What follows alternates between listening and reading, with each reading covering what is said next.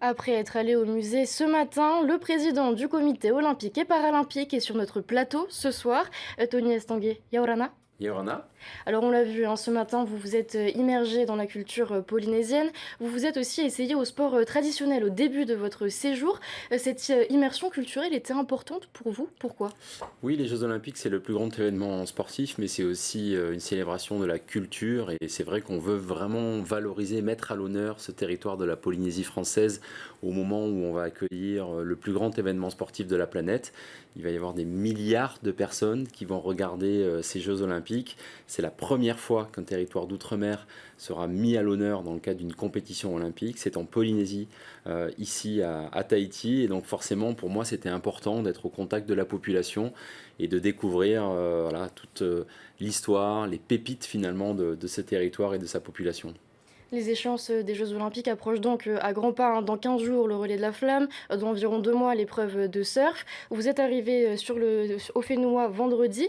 Cette visite éclair, c'était l'occasion pour vous de faire un dernier point d'étape. Êtes-vous satisfait de ce que vous avez vu? Oui, c'était très important pour moi, effectivement, à 60 jours du début de l'organisation des Jeux. On est à peine à 2 mois.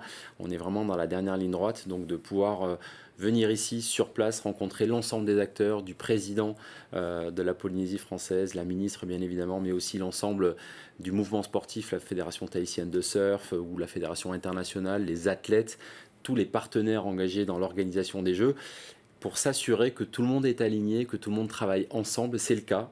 Les infrastructures sont presque prêtes.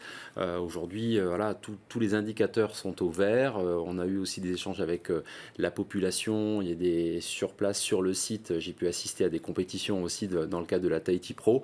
Et donc tout ça a été très intéressant. Justement, vous êtes donc monté hein, sur la fameuse tour des juges il y a quelques jours. Vous l'avez dit, donc elle est utilisée là, hein, pour la Tahiti Pro donc jusqu'au 31 mai. C'est l'occasion pour vous de vérifier qu'elle est opérationnelle? Oui, c'était important effectivement de constater que c'était un ouvrage qui était solide, qui permettait vraiment de répondre aux besoins de l'organisation d'une compétition, notamment pour les juges. Vous le savez, c'est un ouvrage qui maintenant correspond vraiment aux normes de sécurité. On ne voulait pas mettre qui que ce soit en danger et on a plusieurs dizaines de personnes qui vont devoir travailler sur cette tour pour l'organisation des compétitions, que ce soit pour les jeux ou pour les futures compétitions.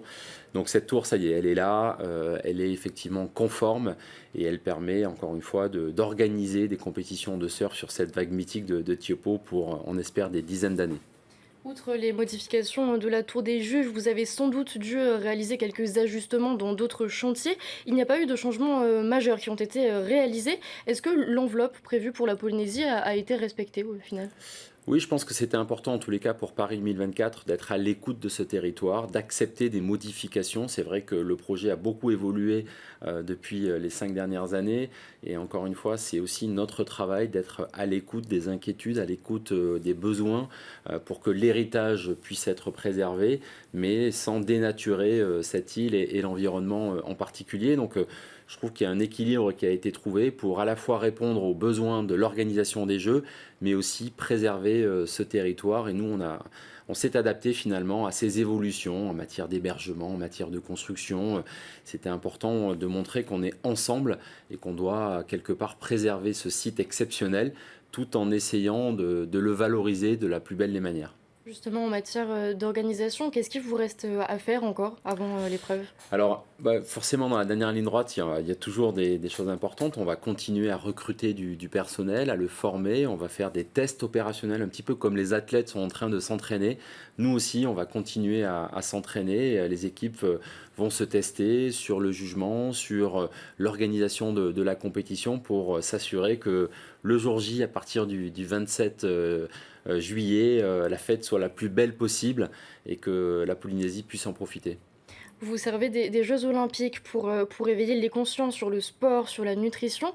Est-ce que les valeurs de l'olympisme font écho ici, en Polynésie, peut-être enfin, je pense au travers de votre programme Génération 2024? Oui, c'était important. Effectivement, on parle beaucoup d'héritage et finalement, pour moi, le plus bel héritage, c'est aussi cette capacité qu'on va avoir en organisant cet événement de faire un coup de projecteur sur l'importance pour la jeunesse de pratiquer une activité sportive. On nous alerte aujourd'hui sur la sédentarité qui gagne du terrain, sur l'obésité qui gagne du terrain. On a envie de résister contre ça et c'est finalement une décision de tout le monde qui peut décidé de faire un petit peu plus d'activité sportive chaque jour. C'est 30 minutes pour rester en bonne santé et ça commence par la jeunesse. C'est pour ça que c'était important de proposer ce programme Génération 2024 pour que tous les jours, dans les écoles, il y ait un peu plus d'activité sportive. Et je voudrais vraiment saluer le gouvernement qui a mis en œuvre ce programme sur l'ensemble du territoire.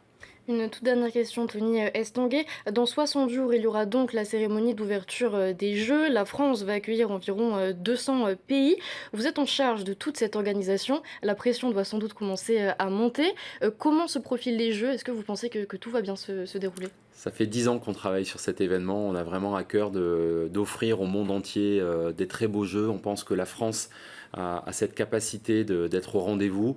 On a fait preuve d'innovation. Ces jeux ne seront pas tout à fait les mêmes que les dernières éditions parce qu'on veut montrer le plus beau visage de la France avec pour la première fois un territoire ultramarin et la Polynésie qui sera mise à l'honneur. Mais c'est vrai que de la cérémonie d'ouverture qui pour la première fois a lieu dans un stade jusqu'aux cérémonies de clôture, vous verrez que ces jeux seront assez exceptionnels, donc profitez-en. Et ça commence dès le 13 juin avec le passage de la flamme sur votre territoire. Bien, Tony Estanguet, merci d'avoir accepté notre invitation ce soir et bon courage pour la suite. Merci beaucoup.